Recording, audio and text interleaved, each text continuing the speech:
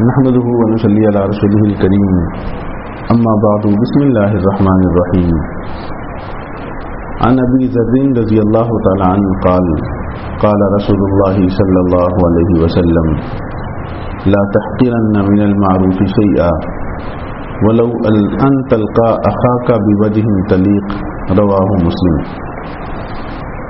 حضرت ابو ذر رضی اللہ تعالیٰ عنہ سے مروی ہے، فرماتے ہیں کہ حضور نبی کریم صلی اللہ علیہ وآلہ وسلم نے ارشاد فرمایا لا تحقرن من المعروف شیئا، کسی بھی نیکی کے کام کو، نیکی کو حقیر نہ سمجھو، ولو ان تلقا اخاک بوجہ طلیق، اگرچہ آپ کا اپنے بھائی سے ملاقات کرنا وہ خندہ پیشانی کے ساتھ ہی کیوں نہ ہو۔ عام طور پر انسانی مزاج ہے کہ وہ چاہتا ہے میں بڑے بڑے دین کے کام سر انجام دوں، بڑی بڑی نیکیاں کروں، بڑے بڑے نیک اعمال کروں، تو بڑے بڑے نیک اعمال ہوں گے تو نیک نام بھی ہوگا۔ اور اس سوچ سے انسان چھوٹی نیکیوں سے محروم ہو جاتا ہے۔ اس کی نظر یہ ہوتی ہے کہ بڑا کام سر انجام دوں، چھوٹے چھوٹے کام اس کا کیا فائدہ۔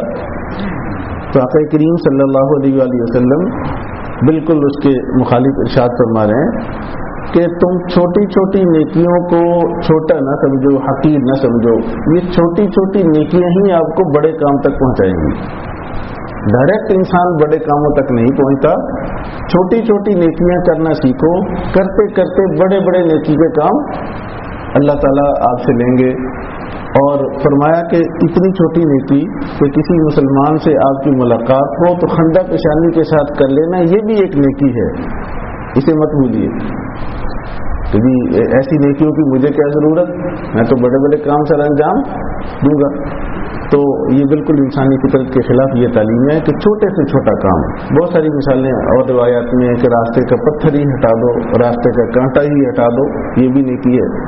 تو اس طرح کے چھوٹے چھوٹے نیک اعمال وہ اس کی عادت ہو، اس کا نتیجہ یہ ہوگا کہ اللہ تعالیٰ آپ سے بڑے بڑے دین کے کام بھی لے گا۔ اللہ مجھے اور آپ کو توفیق عطا فرمائے۔